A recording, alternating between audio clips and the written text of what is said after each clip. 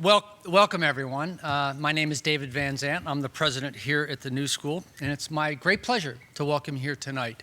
I apologize. It may be a little cold out there. It's certainly cold up the stage, but we're trying to, because of the weather changes, we're trying to get it fixed. But just sit close together.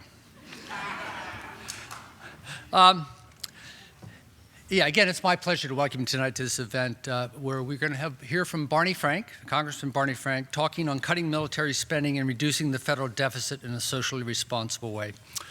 The New School mission is rooted in the ideas of challenging the status quo, being socially engaged, and finding innovative solutions to today's most pressing problems that will enact positive social change. We attract students and encourage of that type and encourage students to undertake that.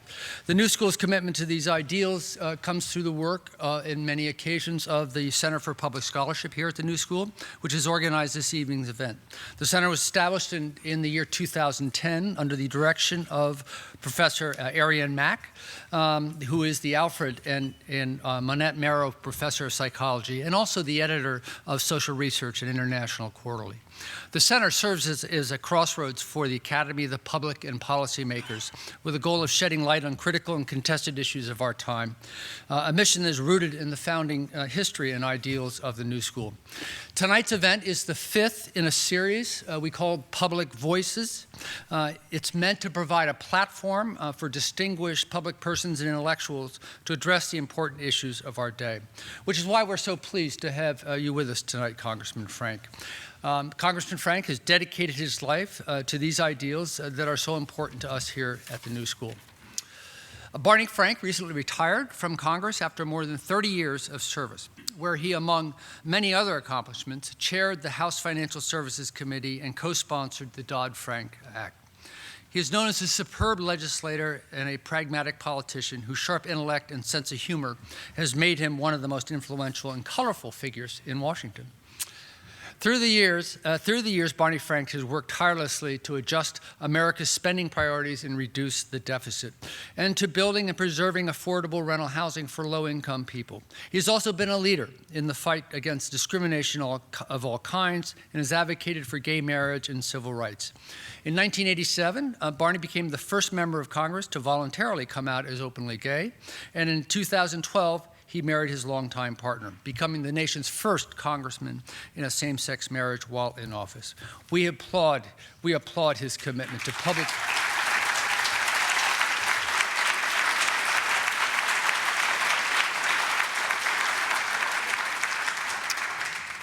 We applaud his commitment to public service, to challenging the status quo, and to finding innovative ways to create positive social change.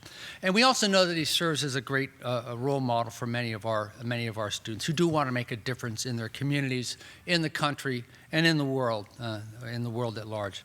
After the talk, Barney will be joined on stage by Robert Pollin, a professor of economics and co-director of the Political Economy Research Institute at the University of Massachusetts Amherst. And he's also the founder of Peer Energy, a company committed to delivering green energy throughout the country. Bob is author of numerous publications on macroeconomics, financial markets, the benefits of building a clean energy economy, and the conditions of low-wage workers. And he is the co-author of a recent report which identified some significant data analysis errors in the work of Carmen Reinhart and Ken Rogoff, which had been widely cited to justify austerity policies around the world. Bob is also a member of the Board of Governors of the New School for Social Research and an alumnus of our New School for Social Research. He earned his master's degree and then his PhD in economics in 1982. Gentlemen, we thank both of you for joining us here tonight, and we look forward to an enlightening presentation and lively discussion. Thank you very much.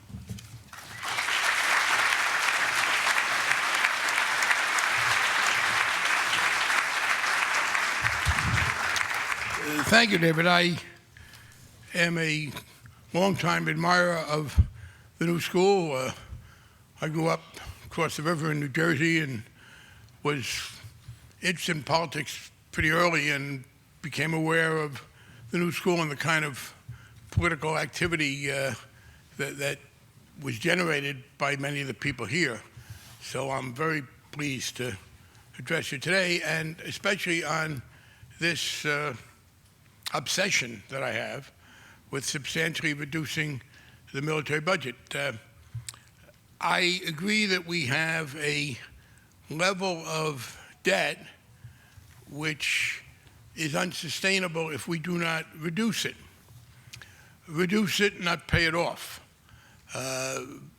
Reduce annual deficits, not balance the budget every year. But there is a cost if we were to keep it going. Two things are important. First, and the work that was cited, Professor Pollin and others, rebutting the notion of some automatic doom that befalls you if you hit a certain level of debt. There should not be any reduction short term. And of course, what's interesting is that America is doing better than most these days, but we're not doing as well as we could have been if we were not trying to reduce the deficit prematurely, also in inappropriate ways. One of the problems, of course, is that the sequester is a very inefficient way to cut, even if you're going to cut, although I do have one concern where I don't think the sequester is living up to its across-the-board neutrality. Having read a few weeks ago that the CIA was delivering bags of cash to Hamid Karzai, I would like to know whether that cash is subject to the sequester. Is he getting 7% less than he was before? But the key point is that this is not the time to be cutting back on the government's role. It is a time when, if the government were just maintaining what it had been doing, we could be significantly increasing economic growth. That applies to the military as well. By the way, an aside on the impact of what the federal government is doing, very important from the standpoint of tax fairness, which I won't be making a major part of this talk, but it's something I care about. One of the last things I did in Congress was to vote to raise taxes in two ways. One, I went along with this agreement that we had, and we'd gotten ourselves into that box, where we had to reinstate the full amount of the payroll tax on the first $113,000 of income to pay for Social Security. That was a 2% increase on every dollar earned at up to 113. We also voted to raise the marginal rate on people making more than 400,000 and to do some increases in dividends and capital gains. The total amount of revenue to be raised by the latter is about 4 times as much as the revenue to be raised by the former. That is, we will raise over the 10-year period much more money by taxing the wealthier people. But the economic impact is in reverse order. The income increases, the increased income tax on incomes above 400,000 has had no discernible effect on the economy. In fact, I was interested to read that luxury cars are selling better than ever. High-end sales are doing well. To the extent that there is any slowdown from the tax increase, it came from the 2% increase on the average citizens. In other words, that regressive tax, reducing the ability of lower and middle-income people to consume, is hurting the economy. Raising the marginal rate on people above 400,000, nicking them another, $40 per thousand, has no effect. I did, to confirm this, ask a couple of my very wealthy friends in Boston, if the tax increase, this is before we did it, I said, if we were to raise your tax by 4% on the marginal rate above 400,000, and your accountant didn't tell you, would you know? And the answer was, of course not. How would I have any idea if my accountant didn't tell me? And the economy didn't know either, by the way. But we shouldn't be doing this short term. But we should be, as we look for major ways to cut back spending, reduce the military. By the way, there's a reason in reducing the deficit for singling out the military, in addition to the fact that we are spending more money than we need to. One of the things that concerns me is the unpopularity of government these days. When I was graduating from college, thinking about careers, John Kennedy's stirring statement, ask what you can do for your country, was the key. Over the next 20 years, for reasons that I hope are going to in the book I'm writing, things go bad.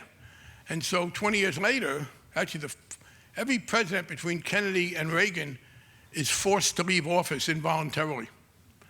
And then you get Ronald Reagan, the next president, who's fairly popular, and his signal statement is, government is not the answer to the problem, government is the problem. And we have since then been living in this view of government as unpopular. And even Bill Clinton, whom I greatly admire, I think tried to split the baby.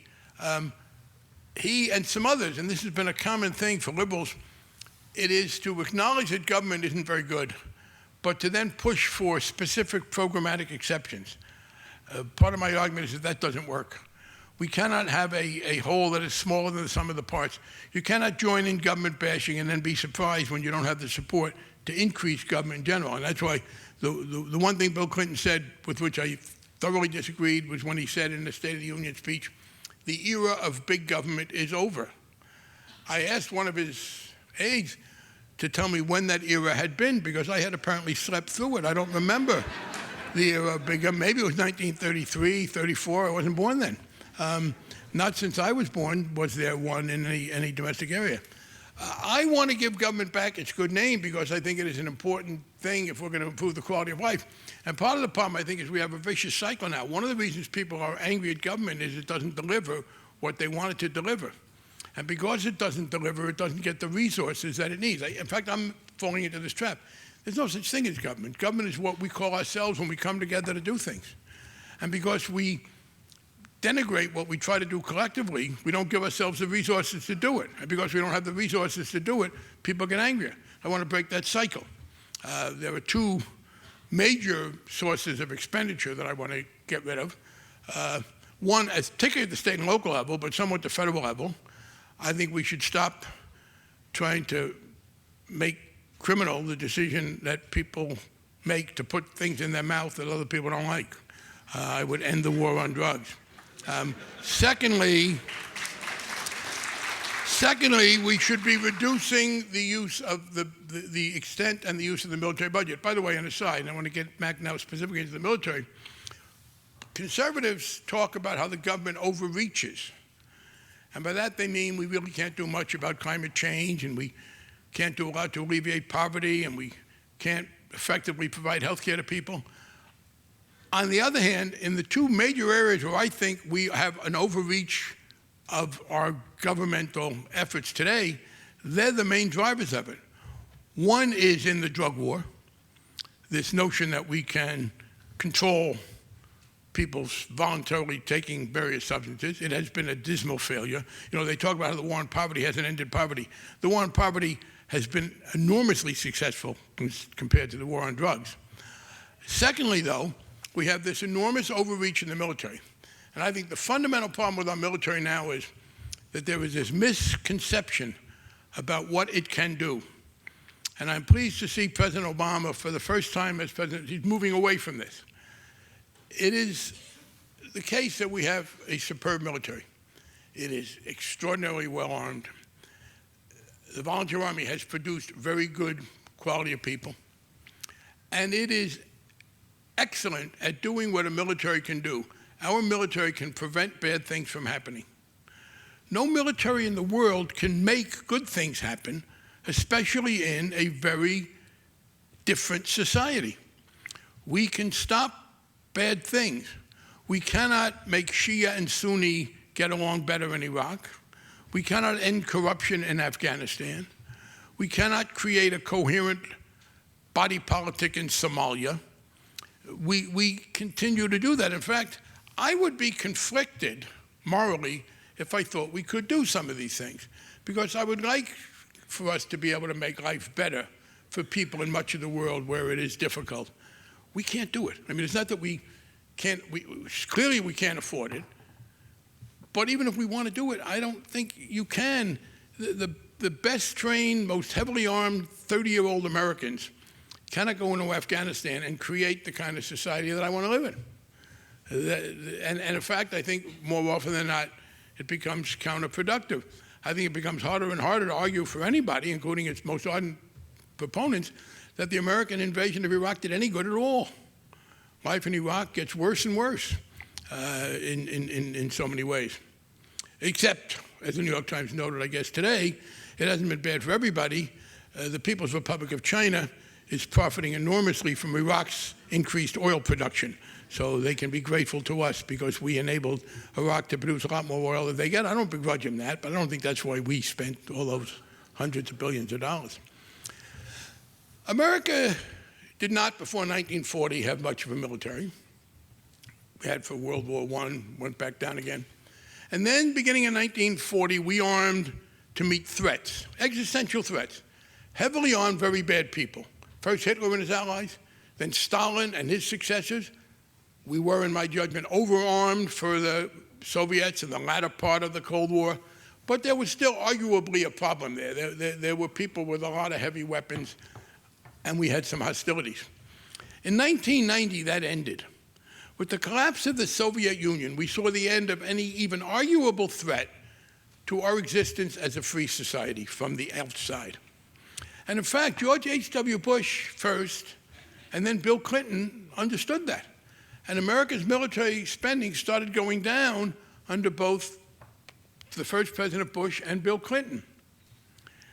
I found that interesting, by the way, because when I and others began advocating a substantial reduction again, most recently, Leon Panetta, as Secretary of Defense, said that we would be making the mistake of hollowing out America's military. And he said, you know, Americans always do this. After every crisis, they hollow out the military. He said, we did it after World War I, we did it after World War II, we did it after Korea, after Vietnam, and after the Cold War. And he was arguing that we should not do it again as Iraq and Afghanistan went down. I did find that fascinating because among the things that Leon Panetta, a very able guy, one of the things he explicitly said, but he articulated this kind of pro-heavy spending national security consensus here. He's a fair representative of them. He said, we made the mistake of hollowing out the military at the end of the Cold War. Now, the end of the Cold War is 1991, 1992. Bill Clinton becomes president in 1993. So if there was a hollowing out of the American military to our national security detriment after the Cold War, it was in full force during the early years of the Clinton administration, when the budget director was Leon Panetta. Now, I have said, because I like Leon a lot, that Budget Director Panetta was a lot smarter than Defense Secretary Panetta. And every time I hear that hollow argument, I have defied anybody who makes that argument to show me when in recent years we have suffered. What is it that America should have wanted to accomplish that we couldn't have accomplished? But at any rate, the hollowing out ended. It was going down. It was going down under Clinton. It was going down at a more rapid rate at first under first President Bush. Clinton was continuing it. And then came 9/11. And the neoconservatives in the Bush administration used 9/11 to get the military budget back up to where they always wanted it to be. I believe that they invaded Iraq, in my judgment, primarily because this was an opportunity for them to carry out America's mission of being the peacekeeper of the world, the bringer of security to the world, not democracy, but security, and that there was an exaggeration of the fear of terrorism. Terrorists are terrible people. I have never read of the death of a terrorist which saddened me. They are very bad people. They didn't just kill a lot of Americans in 2001. Remember, Osama bin Laden butchered hundreds of Africans in Kenya and Tanzania in 1998 because he was so virulent in his hatred of America. And while I have some things about American society which I would like to change, everything I have ever read that Osama bin Laden didn't like about America, I not only liked, I embodied. So no, let's have no question about the absolute outrageous nature of these people, and we should be fighting them. But you don't defeat terrorists with nuclear submarines. I wish you did, because we have a lot and they don't have any, and it would be over. Defeating terrorism is and the president is now, you don't, and one of the items, well, we got to remember, by the way, on Afghanistan, let's be very clear here. George Bush became president in 2001, and the Taliban was running Afghanistan, and they were blowing up those Buddhist statues and brutalizing women and generally behaving in an outrageous fashion. And no one ever suggested that that was something we had to stop. We went into Afghanistan, and I voted for that. I voted against the Iraq War. Because Osama bin Laden was there murdering people, murdering Africans in Kenya and Tanzania, murdering Americans, and we said, we need you to give him up. They said, we won't. We had to go get him. I think that was a legitimate thing. It was never the notion that we were going to transform Afghanistan into Costa Rica. And what we then did was blow up the military threat. Iraq also became somehow connected. You remember in 9/11, there were two fraudulent arguments about Iraq. One that it was connected to 9/11. Two, that there were weapons of mass destruction. So there's no question the neoconservatives successfully used America's horror at the murders of 2001, not just to counteract that, but to blow up the military budget again, and essentially, not essentially, to argue that terrorism was now the third threat. You had the Nazis, you had the communists, and now you had the terrorists. And they were the same kind of existential threat and justified the same level of military spending that we had before. Now, one of the arguments was, well, but we can't have terrorist havens. So we have to go into these countries to keep them from being terrorist havens. The trouble is that proves too much, because if it's not Afghanistan, then it's Pakistan, and then it's Somalia, and then it's Sudan, and then it's Yemen, and now it's Nigeria, and then it could be northern Mali. The answer is no, we cannot deal with terrorism by making the whole world inhospitable to terrorists. Not enough money, and you couldn't physically do it. So the answer is, and the president is moving in this direction, slower, and I've been disappointed in some aspects of this with him, just as my biggest criticism of Bill Clinton was the era of big government is over. My major difference with President Obama is his occasional tendency to call America the indispensable nation. No, we can't afford to be the indispensable nation, and we are not the indispensable nation, in that we cannot solve every problem. And by the way, let's be clear, it's not, we don't have to. Why the argument for us to keep doing this on a worldwide basis, despite the fact that there was no threat? Ironically, the real argument for it is a kind of altruistic one. The people who push that on the conservative side really believe that America, the world needs America.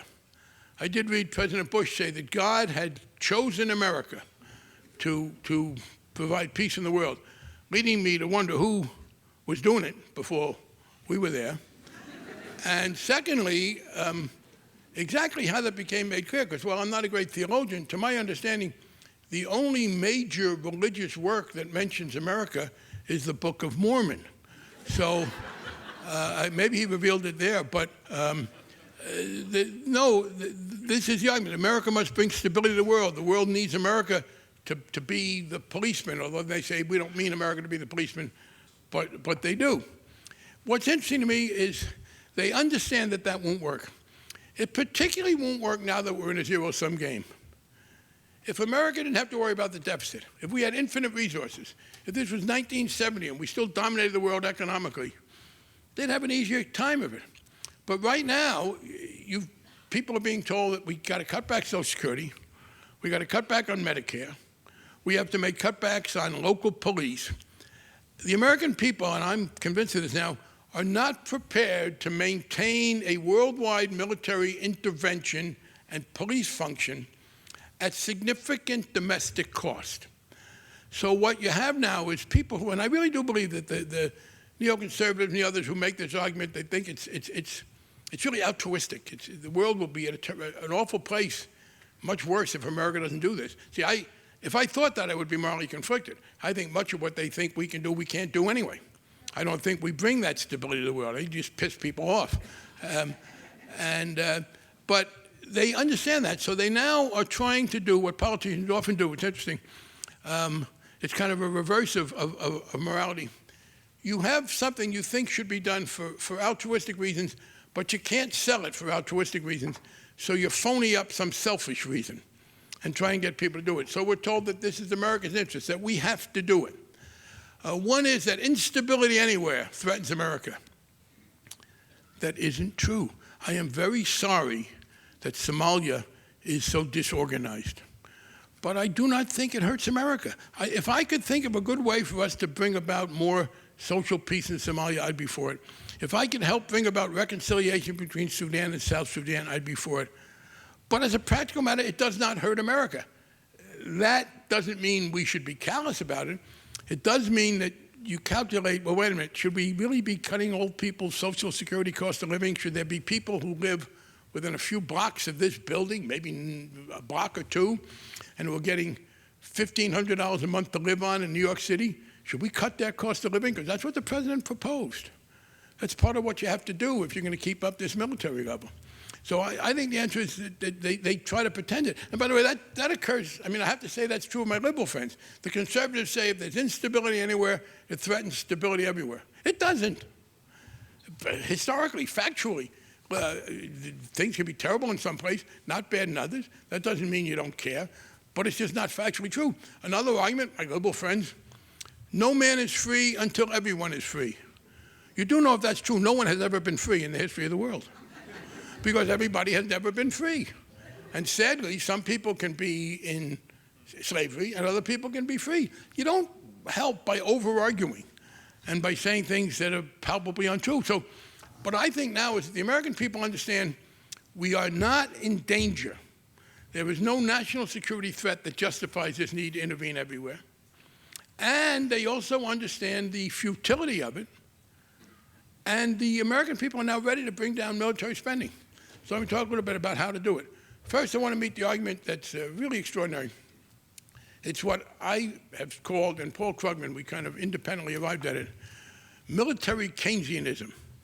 We have conservative friends who believe that government spending cannot help the economy, that a stimulus that builds roads and hires local cops and helps build elderly housing and develop green energy, that doesn't help the economy. But the F-35 does, or even more implausibly, troops in Germany somehow helps our economy. The fact is that military spending is, any amount of government spending could have a certain effect. Overall, given a number of its facets, military spending is one of the least efficient ways to promote a broader economic impact, if that's what you want to do. And in any case, there are a lot of ways that we can reduce military spending over time that totally minimize it. Much of the military spending we have is overseas. Much of it is very capital intensive at building things that we're never going to use. And the other thing is this, and I talk about this in Massachusetts, where people say, and people at UMass have been helpful, oh, the Boston Globe falls into this. Well, you know, Massachusetts gets a lot of money in military budgets, and if you cut military spending, you'll hurt Massachusetts. Well, if you don't cut military spending, you're going to cut medical care very deeply, and Massachusetts gets a lot more money, and more good is done as well in medical care than it does in the military. What we can do is a number of things. First of all, we can reduce our thermonuclear capacity. We are still ready to drop nuclear weapons on the Soviet Union, not Russia, the Soviet Union, by missiles, submarines, and the Strategic Air Command. I have said this seriously. I mean, people thought I was joking, but then I saw one of the chiefs of staff say it. We say to the Pentagon, you pick two. We will leave you with two ways to defeat the Soviet Union. I mean, there is no more Soviet Union. There is Russia, it is true. And Russia is increasingly becoming a not very nice place to live. Every day I am happier and happier that my grandparents got the hell out of there. But it's not a threat to us. Russia they were able to win a war against Georgia. Now, I make it clear, they beat the country of Georgia, not the state of Georgia. And I say that because I think, given American military politics and congressional politics, the state of Georgia is so heavily armed that Russia probably couldn't beat it. But it is not a military threat to the United States. It doesn't pretend to be. We're still ready to defeat them in a thermonuclear war. We still have troops protecting Western Europe against God knows what. The average European member of NATO spends less than 2% of its gross domestic product on the military. We spend 4%. We should not be pretending that we have to defend them. And I will quote again something that my favorite thing to quote in the Wall Street Journal. I don't regularly read the Wall Street Journal, but when things are going bad for the right wing, I like to read it and gloat. So I read it on the day after the election. That was a fun week. I also listened to Rush Limbaugh complain that he was being accused falsely of insensitivity to Hispanics as one of the reasons the Republicans lost. And to prove that he was not insensitive to Hispanics, on the Friday after the election, I was listening, I was driving back up to our house in Maine, to show that he was sensitive to Hispanics, he played Feliz Navidad 4 times in November. That was his outreach to the Hispanics. But the Wall Street Journal had an op-ed piece, you could look it up. Some of you New Yorkers will remember you could look it up as the signature phrase of Casey Stengel. And it was an article by a guy who'd been in the Air Force administration under Bush and another guy in the Air Force industry. And he said, we have a serious problem because we are not improving our air power. And American air power is suffering from its success. The article pointed out that the last time any American was injured by a hostile enemy aircraft was 1953. And they said America has totally dominated the airspace in every military combat that we've been involved ever since. And because of that, because no American has been injured in 60 years, and because we have totally dominated the airspace, some people don't realize that we need to expand the Air Force. Yeah, I would say I was one of them. By the way, there's a tendency to say Air Force, but you should understand that the Air Force is the biggest Air Force in the country. The biggest Air Force in the world is U.S. Air Force. But the second biggest is, of course, the U.S. Navy. You have to add them together. Despite that, we are about to spend, I don't know how many, $100 billion, $300 billion on the F-35, a brand new plane, that it has a defect that I think is very serious in a weapon. It has no enemy. I don't think you should spend a lot of money on a weapon unless it has an enemy in mind. And this plane does not. By the way, I wouldn't cut any of these things near term. You can slow them down going further. So I will say, I do want America to be the strongest nation in the world. And some of my liberal friends say that's xenophobic. I will explain to you why. When I approach public policy questions, I follow the philosophical principle laid down by a great 20th century thinker. And some audiences don't know him. This audience is likely to. Henny Youngman. And one of the funniest and truest things he said that's governed me for years in government, how's your wife? Compared to what? That's the central question. Compared to what? So somebody has to be the strongest nation in the world. The question is, compared to what? Who else? Not China, not Indonesia. I mean, if Denmark could be the strongest nation in the world, I would rest easy. I would be very happy with that. But they can't handle it. So America has to be the strongest nation in the world. But we can be the strongest nation in the world much less heavily armed than we are. And that means encouraging, if our European allies feel threatened, let them build up their military a little. China, yeah, there's a problem. I am for I'm encouraging Japan to rearm some. There's nothing genetic about Japanese that says, they're inherently untrusted with weapons. I don't believe the Chinese are terribly aggressive. They do want to have some control over their own coast, and I would not cede it to them. Yeah, I would not want to see the People's Republic of China overrun the democratic nation of Taiwan. I would go to their defense. I would defend South Korea against those malign lunatics in the north.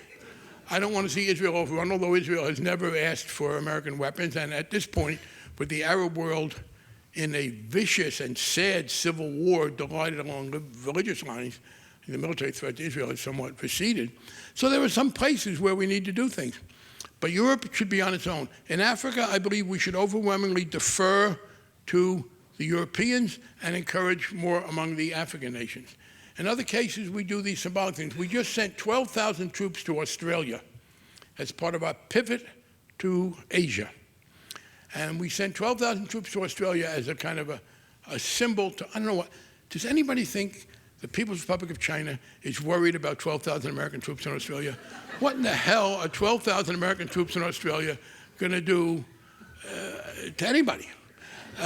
But that's an example. And you know how much it costs to send 12,000 troops there? And that's the kind of, the president is moving back from that. And I do believe there was a coalition of non-establishment figures, including many on the left, many Tea Party people, to say, no, America should be the strongest nation in the world, but we're going to go back to where we were under George H.W. Bush and Bill Clinton, we're going to scale back our military so we have a margin of error to defend ourselves. We can be the single most important presence in the world, but we don't have to be stronger militarily than every possible country put together, including our strongest allies. We should not have this policy where we intervene, where we assume, and John Kerry is a great friend, and I admire, and I was very happy to see John be Secretary of State, but I read in the paper that he is now trying to mediate between South Sudan and Sudan. I don't think that that's something America can achieve, needs to achieve, or can afford to achieve, because once you start it, you're getting involved more.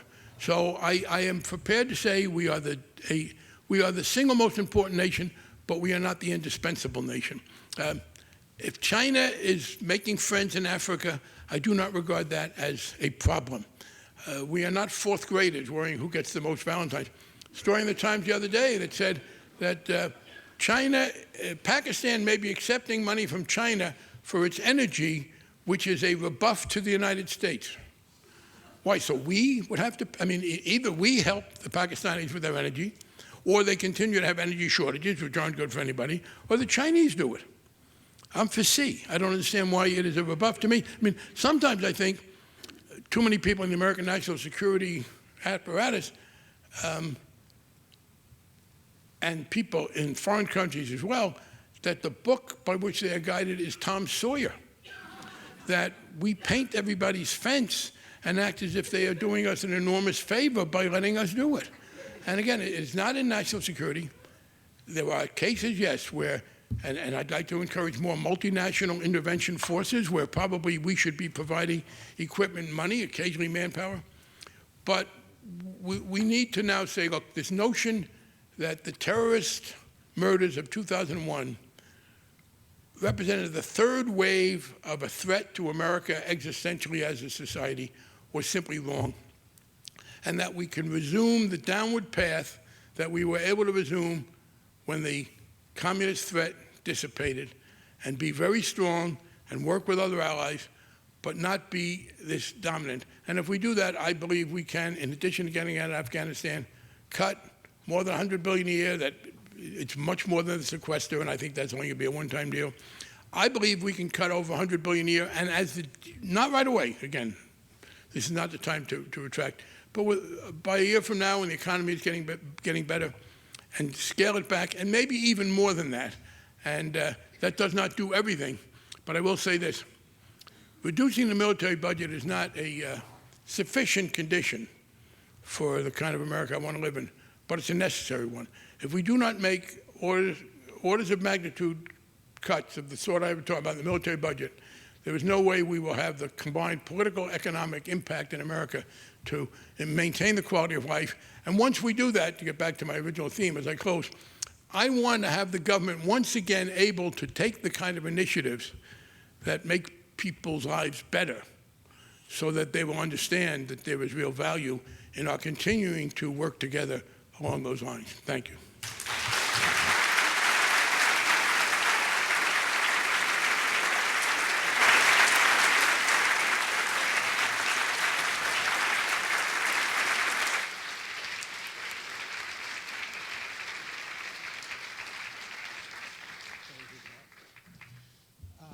Hi, my name is Bob Pollin, as President Vincent said, and I'm an alumnus. I got my PhD a long time ago here, and I'm very happy to be here. And the format that was given to me was that I would discuss and ask Congressman Frank questions for about 20 minutes and then open it up. And maybe I'll even open it up sooner because having been around the New School, I have a strong suspicion that a lot of people have a lot of interesting things to say. So let me just start with a few. One of the major themes that you lay out, Congressman, is this notion that the U.S. pursues international engagements out of altruism. There's other perspectives that the U.S. engages in international activities, commitments, engagements, military engagements to defend U.S. Power, defend U.S. economic power, For example, in the case of the Iraq War, I mean, Business Week magazine itself, I remember they had a cover that said, it's not just about oil, but ...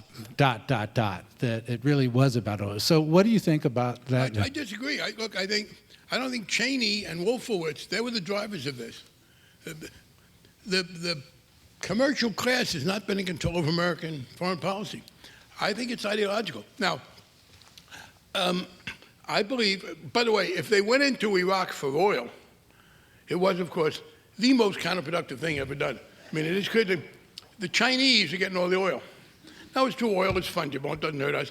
But I don't see any showing that as they carried out this Iraq policy, they were trying to get favoritism for Americans in oil. In fact, I think they traded away some of the economic advantages for the geopolitical. But I believe that what you have, it was the neoconservatives that ran the Bush administration foreign policy, Cheney at the head of it, Wolfowitz, John Bolton, Richard Pearl, and the others. And you say, and I would make this one merger, Bob, you say, well, people say it's not altruism, it's to preserve American power. In their mind, there's a merger. They believe that the exercise of American power is in the interest of the world. They have an altruistic motive for exercising American power. And my answer is, it's not, I don't care whether America is powerful there or not. It has no effect on my life. I really believe they think that, and as I try to read them, and it's frustrating sometimes. There's a lot of air there about what is it we're there. Well, we're the great power. This is our responsibility. Part of it is there's an echo of the debate that they had in England in the 19th century, whether or not to expand the empire. It was the people who were for a Great Britain versus the Little Englanders. And I read these things, and I read some of their, they denigrate, even Jake Brzezinski, very thoughtful guy, but they denigrate the notion that America should just be concerned with trying to improve our material lives and have more fun and live better. We have to have a greater purpose. And that greater purpose, some say it's from God, others it's I don't know what, but it's the greater purpose is that it's our responsibility to do this. I genuinely believe that's what motivates them. And again, I don't see any sign, as you look at the execution of the policy, that they were trying to maximize American control of oil, and they certainly didn't do that. I believe that this is this mistaken view that the world needs us, and that without us, things will go to rack and ruin. Okay. So another question. You said we're doing the wrong thing in fighting terrorists because terrorists don't have nuclear submarines. How would you deal with it? Oh, I said nuclear submarines are an irrelevancy to it. Right. You don't do it. I mean, I'm saying this. They're not really fighting the terrorists with the F-35s, but there's a kind of a sleight of hand in the rhetoric. They talk about the great threat, and then they talk about the need to build up the weapons. They never quite say that we need these weapons to fight these threats. First of all, we fight the terrorists by substantial improvements in law enforcement at home. One of the things people forget is, you know, they talk about how much we're spending to fight terrorism. The whole Homeland Security Department, the Transportation Security Administration, and we've been fairly effective. There have been fewer outbursts of terrorism and violence than I think many people anticipated. Secondly, I think drones appropriately done are fine. That is, there needs to be a better targeting system. But I think if you have people who are going to commit crimes against us and we can't otherwise catch them, you know, I don't see any difference between killing someone with a drone morally and shooting them with a machine gun. Now, to the extent that they have been too sloppy and not refined that, I am for counterterrorism and intelligence overseas. Part of it is we have to work with governments who want to do it. It's very hard for us to do that if the governments don't want to. Where there are governments that are ready to be supportive, we should be. On the other hand, I reject the notion that what we need to do is to make sure that no country is a haven for terrorism, because there are way too many countries for that to work. So I'm all for the intelligence and trying to combat them and trying to encourage more responsible elements in the Islamic world, where a lot of the terrorists are there, and as I said, kill them in a very refined way to the extent that you can do it.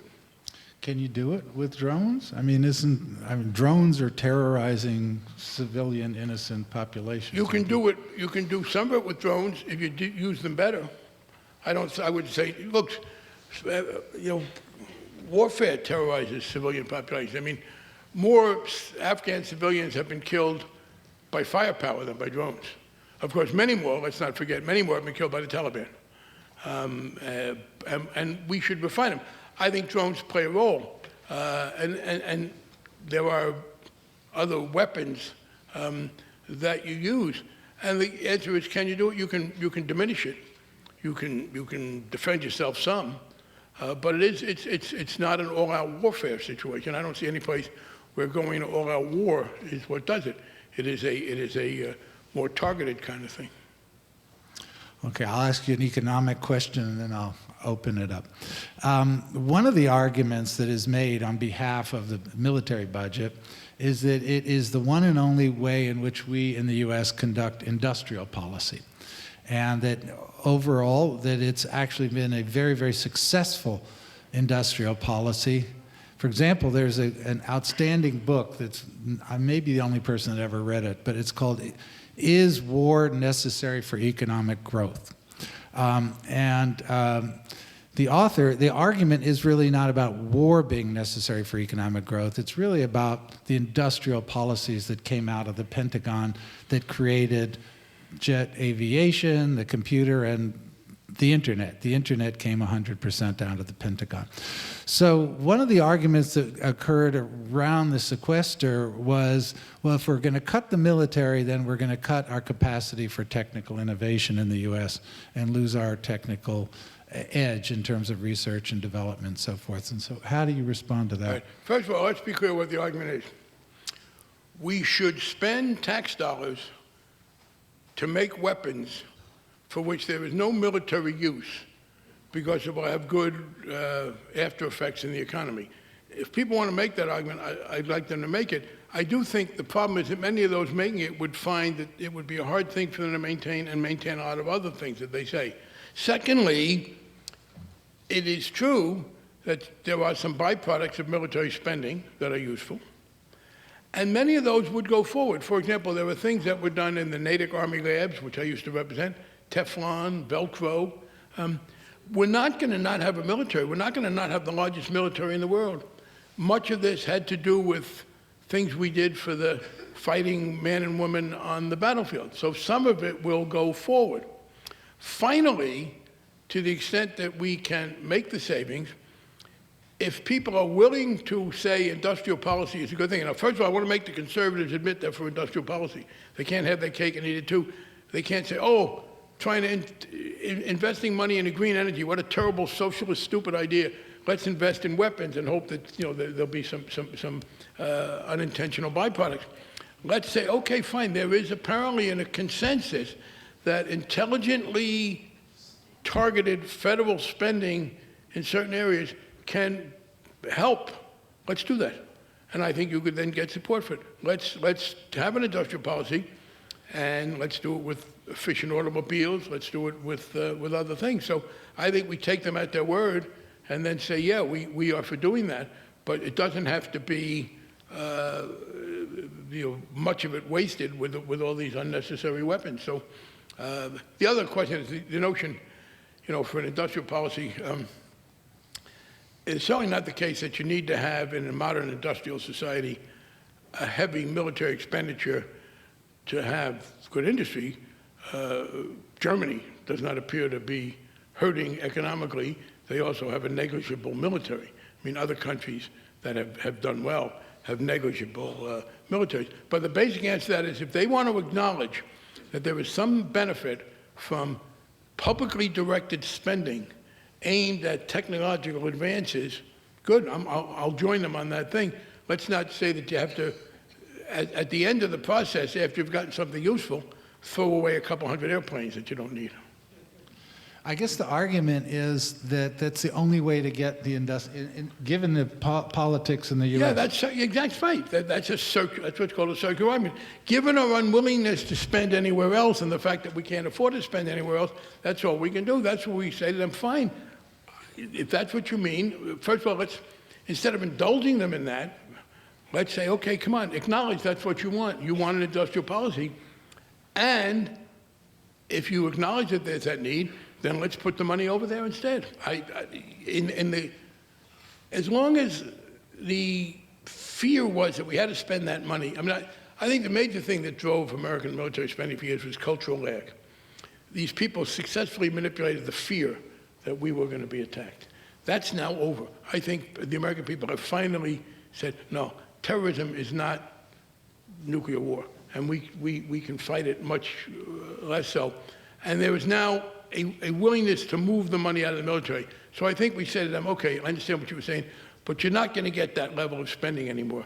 And if you think that there are real needs in the industrial area, help us do it elsewhere. I guess the best place to go would be to the industrial part of the military-industrial complex.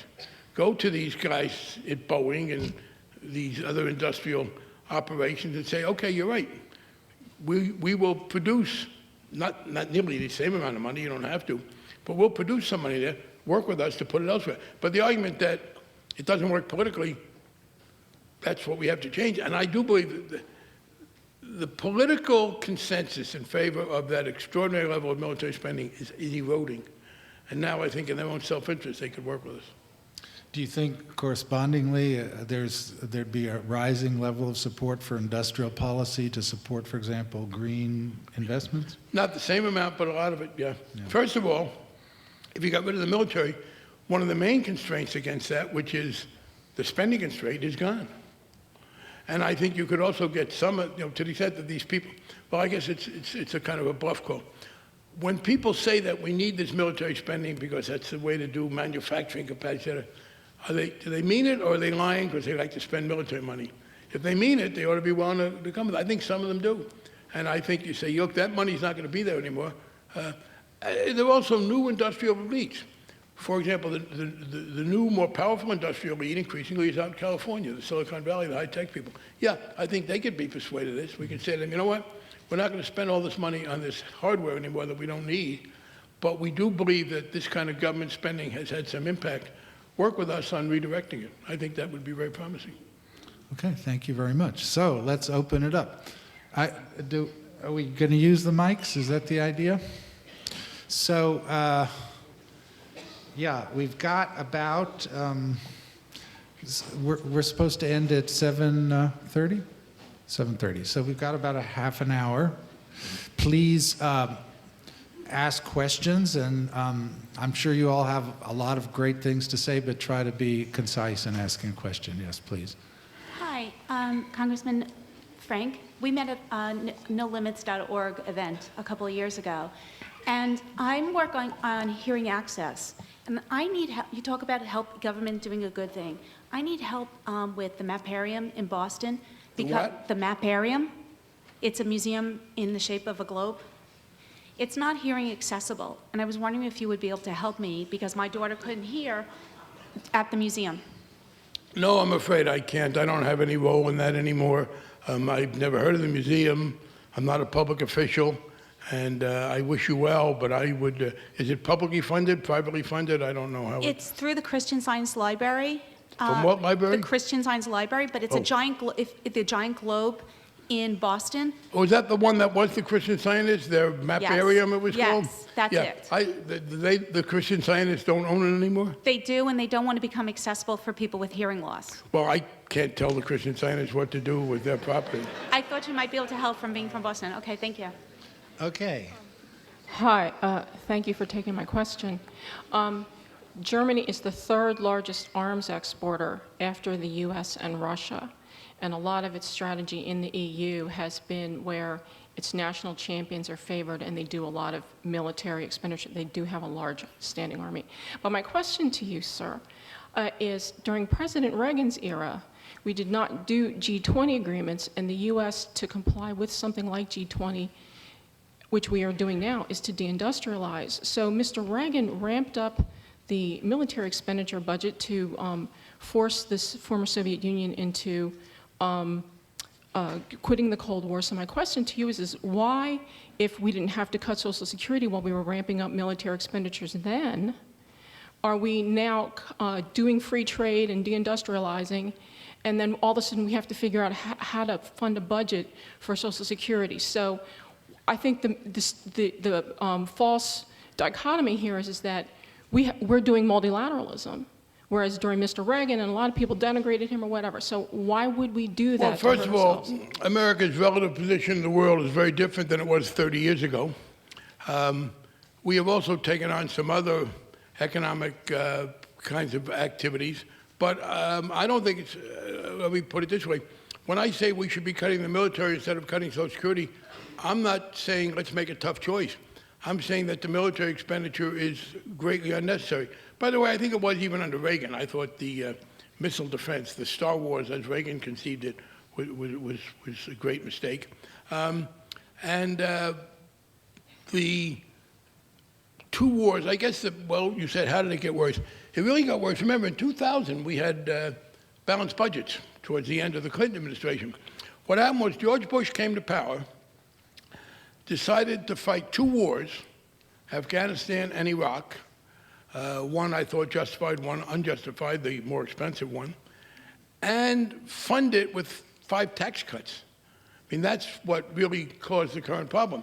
It was a decision early in the Bush administration to make very substantial tax cuts at the same time that we incurred enormous increased military expenditures, and that is the hole out of which we have been trying to dig ever since. Right, I'm sorry, but my question was, well, why did we let's not do free trade under Reagan, and now we are doing free trade? Oh, I didn't understand that through the question. Okay. Reagan was trying to do free trade, and it's actually, some of it is coming out. I guess I don't, Reagan was trying to do free trade. You're talking about the reciprocal Well, trade. they did something with Canada, but where we don't charge tariffs anymore on many of our imports. Well, if you're saying that's the economic problem, no. If that is by no means the reason that we have any financial problem. The money we lost wasn't because we're not collecting tariffs. Tariffs haven't been a significant source of revenue for the federal government in a very long time. They were in the 19th century, but with the income tax and everything else, tariffs are a way of regulating the flow of goods. They're not a source of revenue. And the revenue problem came when George Bush got Congress to make those enormous tax cuts in 2001 and 2003 while we were going into military expenditures. And I will just quickly abuse my role here and disagree a bit with you on the deficit issue, because even with those tax cuts and even with the two wars, in 2007, before the financial crisis, the government's deficit as a share of GDP was 1.7%, negligible. After the financial crisis, of course, the deficit went up to 10% of GDP. So the source of the real budgetary problems, in my view, was not, though I don't agree with the spending on the wars or the Bush tax cuts, the real source, in my view, of the There I disagree. I think it's just not one or the other. And these things accumulated. The wars were serious losses of a great significance. And you begin to recover from the crisis. The crisis, you get hurt and the money comes back. The tax revenues were more permanently reduced. I mean, the tax revenue losses from 2001 and 2003 are mostly not coming back. The decrease in GDP from a serious recession does come back over a 10-year period. Okay. Congressman, what is your opinion of the court-martial of Bradley Manning, who has accepted responsibility for his actions, and arguably the information that he disclosed may have embarrassed this country but not harmed our national interest? Didn't the public have the right to the information? And what do you make of the decision in San Francisco to drop Bradley Manning as an honorary Grand Marshal of San Francisco Pride? I agree with the decision of the LGBT community in San Francisco for this reason. I do not think it is helpful for a cause to blend it with another very controversial cause. Nobody was asking the people in San Francisco. People may not follow some of these ins and outs quite as much. San Francisco Pride named Bradley Manning the Grand Marshal, then they decided to drop it. I don't think merging two controversial causes is helpful to the cause. I would not have wanted to see the LGBT parade denounce Bradley Manning, but neither should they have, I think, confused the two and basically said, If you don't agree with Bradley Manning, then you shouldn't be a supporter of LGBT issues. I think strategically, that was a good thing. I thought it was an unwise decision in the first place. As to the court-martial, first of all, I disagree. I think he was treated very badly. I think the keeping him naked and all those things was outrageous. I do believe he should have been court-martialed. I do not believe you can have a situation where people in the military unilaterally decide to spill the secrets. There are other ways you do that. You resign as soon as you can, and you be critical. But I do not think that you can run a military where anybody who disagrees with policy can simply decide to ignore the security issues. And there was some. Now, I don't know about everything he put out. For instance, with regard to WikiLeaks, there were clearly things that were released by Assange that were very damaging, that were very unfair to American diplomats, that endangered some decent people who were outed, who were being critical of their own governments. I don't know enough about the specifics of the Manning thing, and I do not think he should be punished with years and years and years of sentence. But neither do I think you can say that people are free to just violate the security rules and take them on their own. Once you do that, I think you are going to run into some problems. You seem to be very worried about debt and deficit. What do you think about the stock transfer tax? And how much money would that bring in? The what transit tax? It's the stock transfer tax. Financial transaction. Oh, Yeah, I'm sorry. financial transaction tax. I'm very much in favor of it if it can be done on a multinational basis. I disagree with the Obama administration because they haven't been trying to negotiate it. I do think you would run into a problem. Well, I put it this way. What I prefer right away is a tax on institutions. The trouble is transactions are more mobile and can move. Institutions cannot. One of my frustrations in the financial reform bill was that when we were told by the Congressional Budget Office that it was going to cost $20 billion to administer it, we adopted a fee on institutions of greater than $50 billion in net worth to have them pay the $20 billion. Unfortunately, we needed 3 Republican votes to break the filibuster, and the 3 Republicans, Senators Brown, Collins, and Snow, refused to vote for the bill until we took the $20 billion off the financial institutions and put it on the taxpayers. I very much regret that. I was glad I kept asking Elizabeth Warren to talk more about it in her last campaign. So I am for increasing the assessment on the institutions. As to the transactions, I think that is a very good idea. I disagree with the Obama administration's opposition to it, but I do think it is reasonable to press. Now, the EU is ready to do it. Yes. And I believe if we in the EU got together, we could put pressure on the British to do it. I do think there is a problem if we do it and the British don't do it. I'll just add a little on that. I've actually done a lot of work on it, and I drafted the bill that it's Inclusive Prosperity Act that's before Congress now on the financial transaction tax. It's true. So 11 countries in the EU, including Germany, including France, and others have endorsed the idea of instituting a financial transaction tax. Great Britain is opposing them. At the same time, Great Britain has itself already has a financial transaction tax on stock transfers. So Great Britain actually has the largest financial transaction tax operating in place, though the current government wants to get rid of it. The other point on the fact that you can transfer, I think there's actually an easy way to force people to pay the tax, which is certainly in the United States, which is if you do not pay this small transaction tax, then you don't have legal title to the asset that you purchased. So you don't have any protection under the U.S. legal system.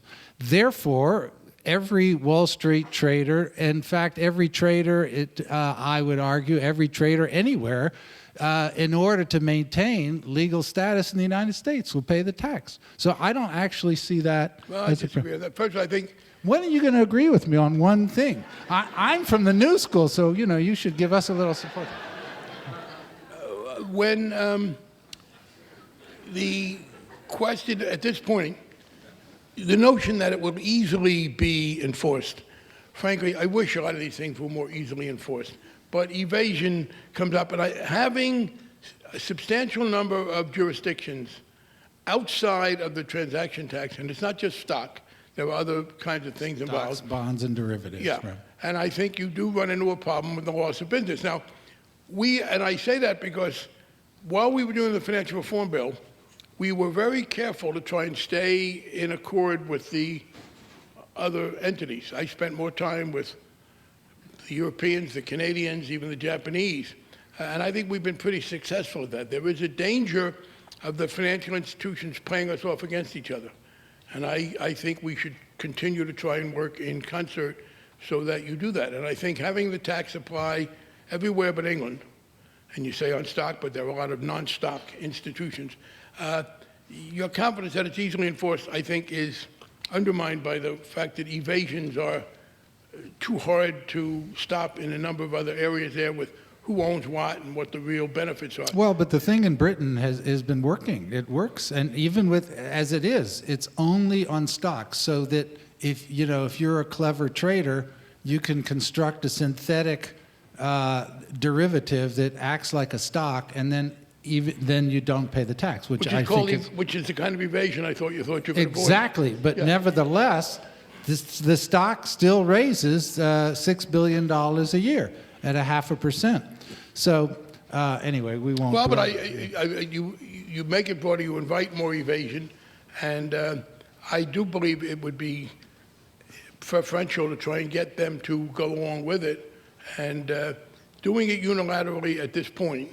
Well, it's not unilateral because 11 EU countries are already signed on to it. But they're not doing it.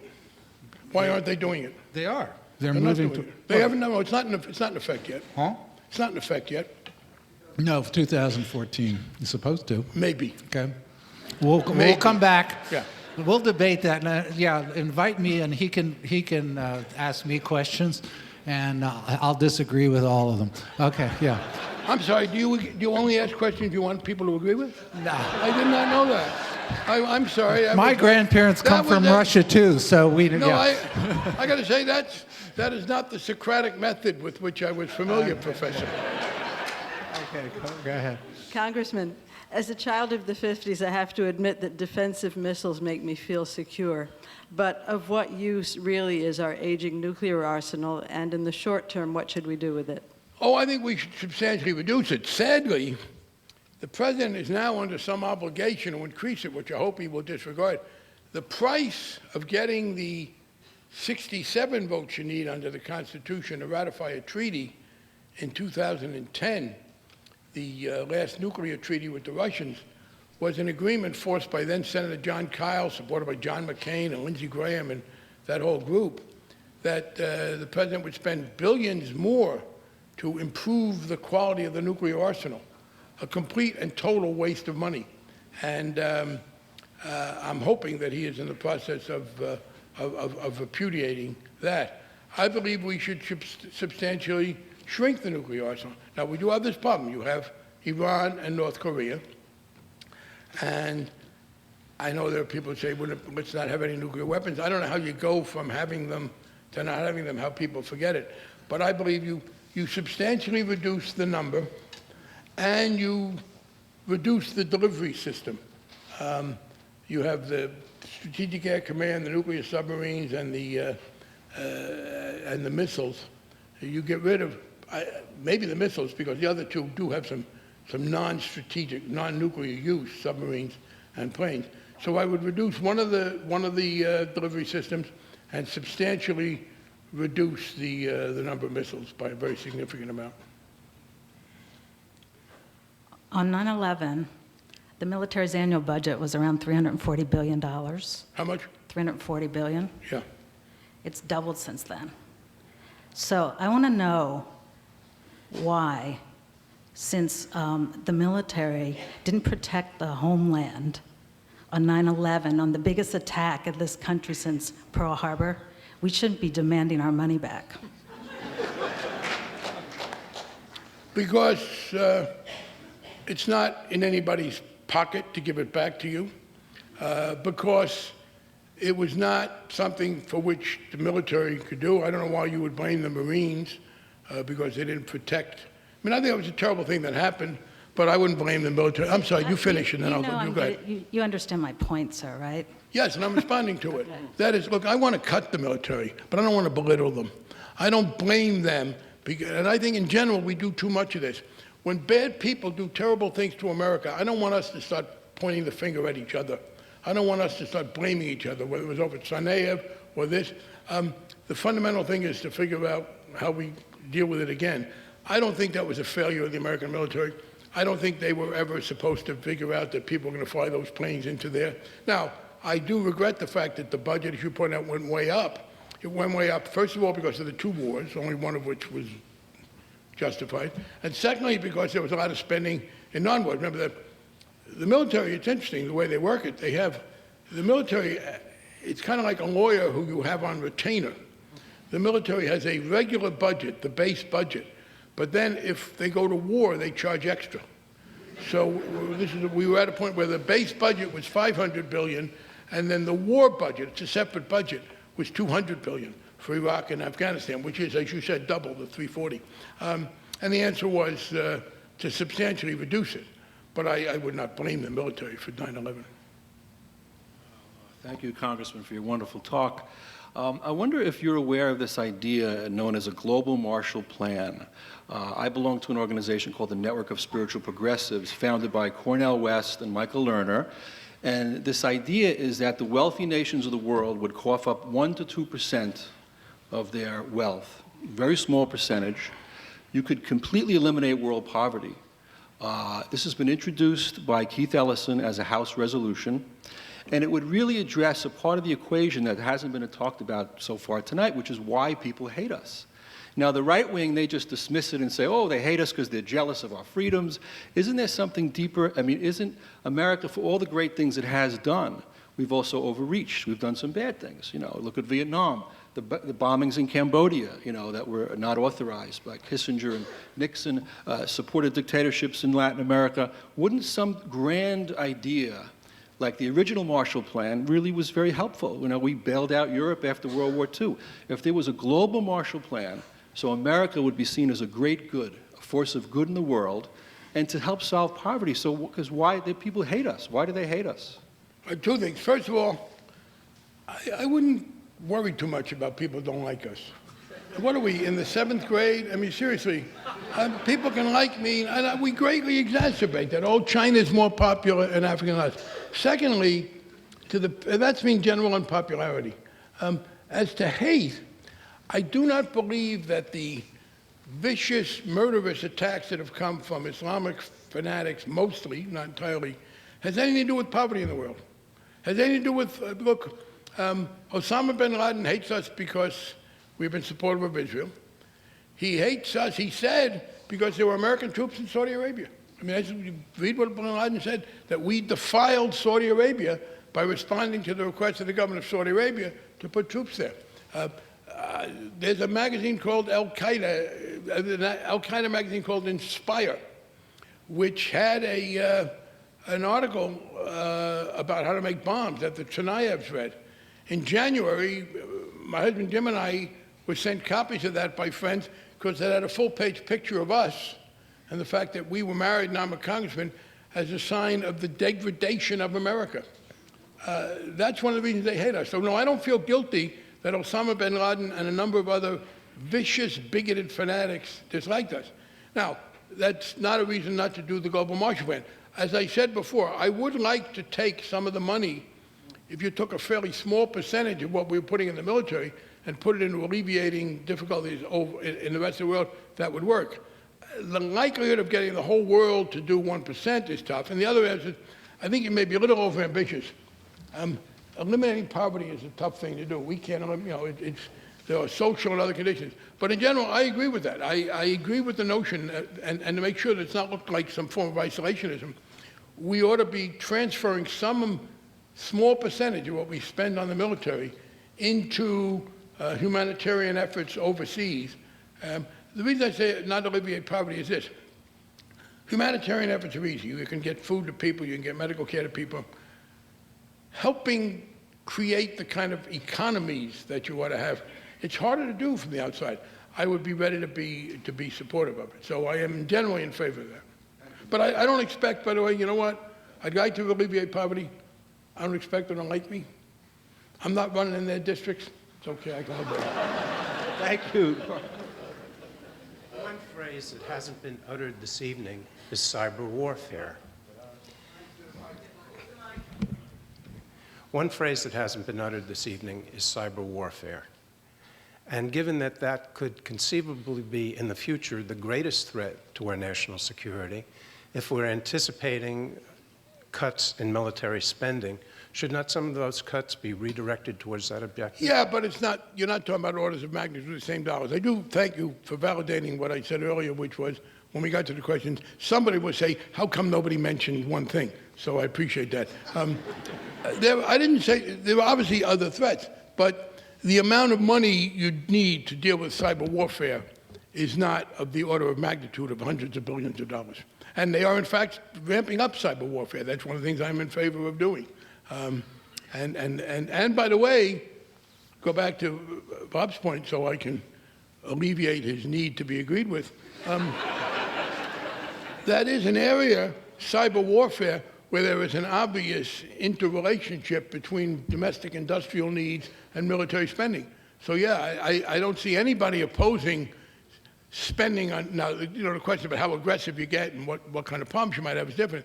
But research and being prepared, certainly the defense against cyber warfare, that's a very important area. It's one that people are now, it's one that they're increasing spending on.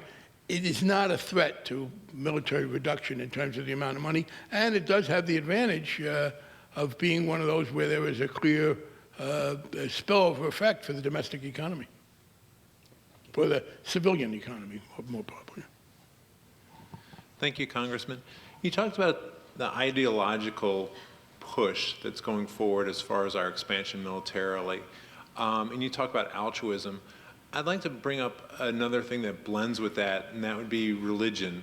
And if you look at the scandals in the military academies of proselytizing religion and different things in the military, I know I was in the military for 13 years. When I was an officer candidate school, I was in the honor guard, and I was ordered to go do flag duty at a Pentecostal church. And I didn't think much of it then, but there are different aspects of that throughout the military. And one of my concerns as former military is that our military is becoming a religious military. And what I'm wondering is that what's being done in Congress, we can't really do much about the corporate, we can't really do much about the elected officials and their ideas of where they're going to go with the military. But what we can do is we can control what happens in the military as far as protecting our soldiers for having their own ideas and not being passed over. Two things I said about that. First of all, I did say I think there is, for some, a religious impulse to be the world producer of order. Secondly, there have been, though, effective efforts to curtail some of the zeal within the military. Even in the Bush administration and Congress, people were complaining. There has been a pushback against compulsory religious attendance. And there were a couple of cases where some particularly messianic Christian generals were disciplined for talking about, one of them, I forget what it was, my God can beat his God, talking about Jesus and Muhammad. But on the other hand, I would say this, though. I do not, and I think that's something to be dealt with as a matter of individual freedom for people in the military. I don't see a sign that the military is self-generating in terms of these interventions. In fact, on the whole, the military has been less interventionist than the civilians. Colin Powell, for example, was very, very critical and skeptical of this. He and Madeleine Albright got into a big argument where he thought Madeleine was being a little bit too casual about deployment.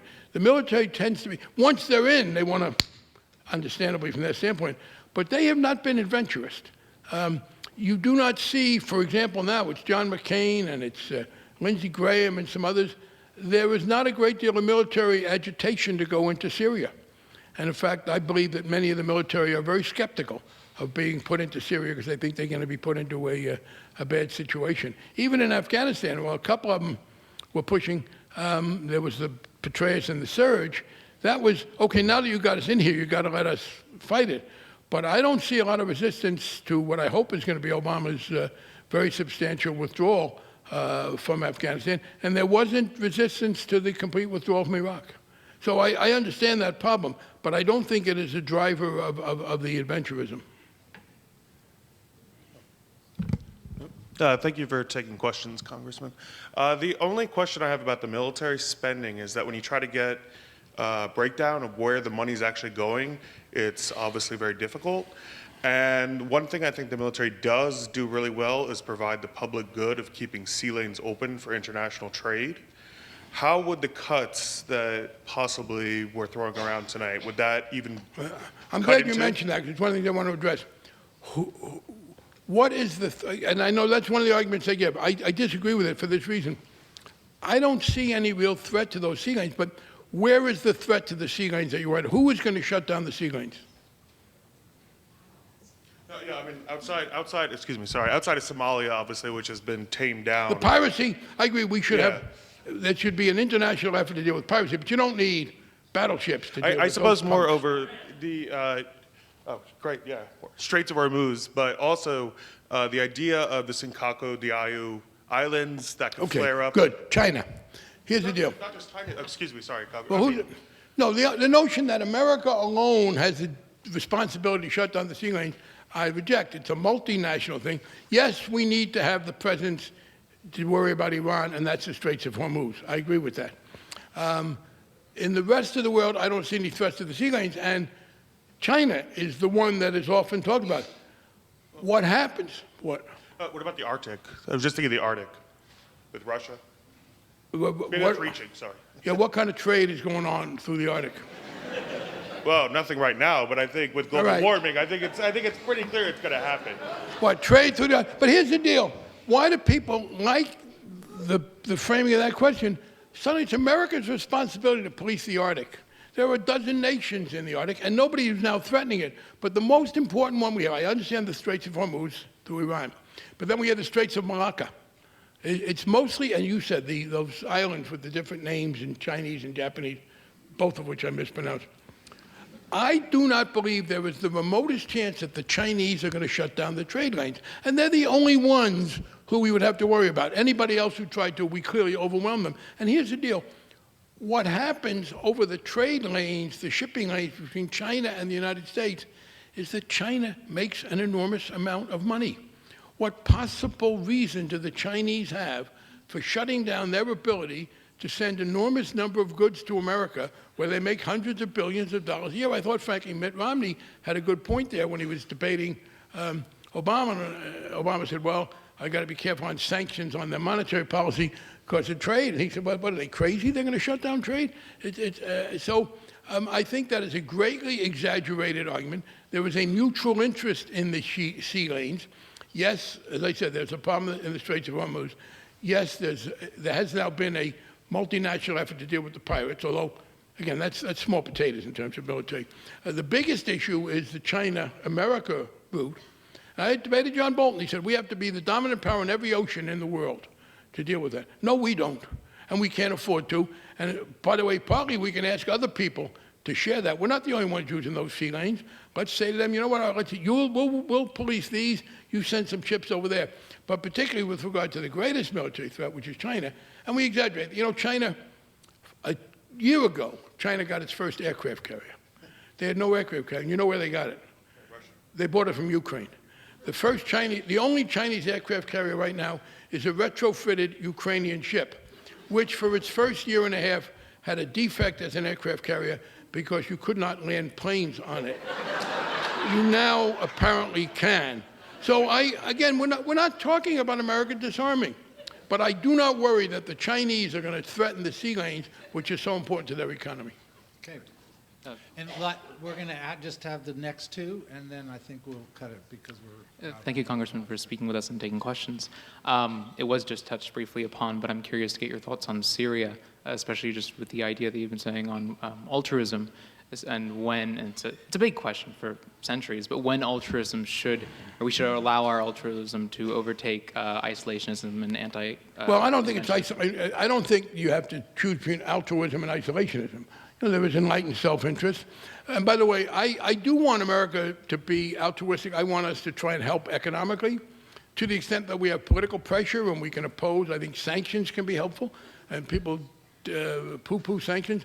One of the greatest moments of my life was standing at Statuary Hall in the U.S. Capitol and listening to Nelson Mandela thank the Congress of the United States, because over Ronald Reagan's veto, we passed the South African sanctions bill, and he said if that bill had not been passed, I would not be standing here a free man today. And I think this international sanctions had a major impact in Rhodesia, although Mugabe is doing a great deal to mitigate the value there, but it's still a good thing that it changed. So I want to be helpful in those regards. The question is, when is military intervention possible? And I think it's not unlike an individual. Look, if you are walking along and you see a small child being attacked by a cat, you would probably intervene. If you saw a child being attacked by a lion, you probably wouldn't. It's a fact of life. You're prudent about it. Can I do any good? What's the harm? Do I call somebody else? Where you could clearly intervene, I do think overall President Clinton's use of military force in the former Yugoslavia was effective. I'll give you another one, and I was wrong. I voted against the first Iraq War because I was afraid President Bush would act like his son. In fact, he did it and I don't know why, what changed Cheney. But I think intervening to expel Saddam Hussein from Kuwait was an appropriate example, and it was done well, and we withdrew, and that was reasonable.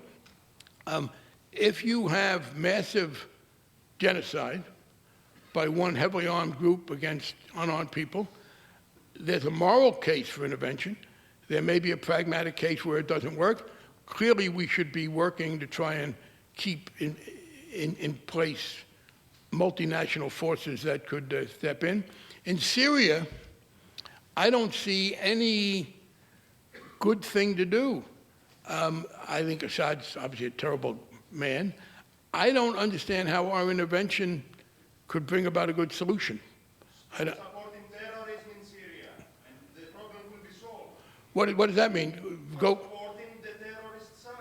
We're not. Syria has a right to homeland security. What happened to Syria? What's happening here? In other words, here I disagree with you, which is to be supportive of Assad and Hezbollah. No, if I were a Syrian. Okay. I'm sorry, sir, you finish. You made your point. Finish, and then I'll talk. You something else you want to say? It's their own country. Yes, it is. We violate our human rights, and we keep violating our own constitutional. All right, let me respond. Okay. Okay. The respond is this. One, we are not bombing Syria, and I am not for bombing Syria. Sir, I'm sorry. No. We have to have some rules. At some point, you must finish and let me talk. Will you tell me when that is? You're finished Thank now. you. We are not bombing Syria, and I'm not for bombing Syria. The major violence in Syria is, in fact, being conducted by Syrians. In fact, the major outside activity at this point is coming from the Lebanese, from Hezbollah on the side of Assad. There were some non-Syrians on the side of the rebels. So no, I do not think that, and the rebellion wasn't started by America, and it's not being sustained by America. We are not doing a great deal for it, and I don't think if we cut off all relations tomorrow, it would end. It is fueled by internal Syrian dissent from Assad. Having said that, I don't see any role for us that would make things better off. It's a pragmatic judgment. I wish I could see it, but I think you have a situation with a good deal of anger on both sides. America is hardly the honest broker in the Middle East. And so I think, I think this is, by the way, an important test case, because the kind of, and I do think from McCain and Lindsey Graham, it's altruism as they see it. They don't expect to gain it. It just, it bothers them that America stands by and there's this thing going on, and it's our role in the world to bring order, not democracy, to bring order to the world. And they see disorder and America doing nothing. And my answer is no, there's nothing America can do.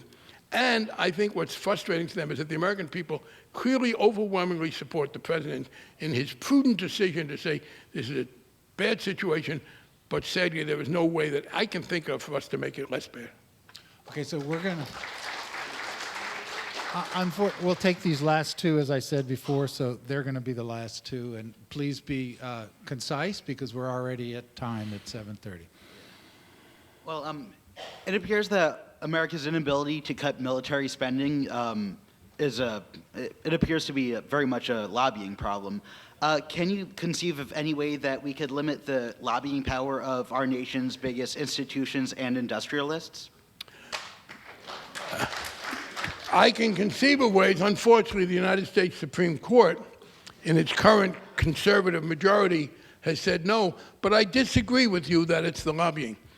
First of all, there is lobbying for specific weapons. There's no lobbying to keep troops in Germany.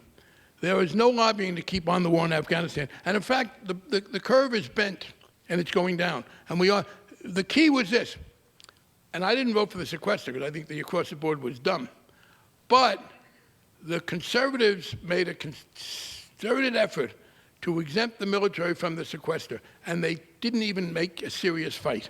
I mean, air traffic control is won, but planes lost, and that was very important. The American people, I believe, are now ready to do this. But you have a good point. Here's the problem. It will be done somewhat illogically. And I'm ready to accept reality. Where you have an existing weapons system, and by the way, the reason those lobbyists are powerful is not that they are persuasive or even that they give a lot of money. It is that the military industrial people have been very smart, and most weapons are made in a lot of districts, so that a whole lot of people hear from people about it. My answer is, okay, I will concede that most of the weapons now being built are going to be built.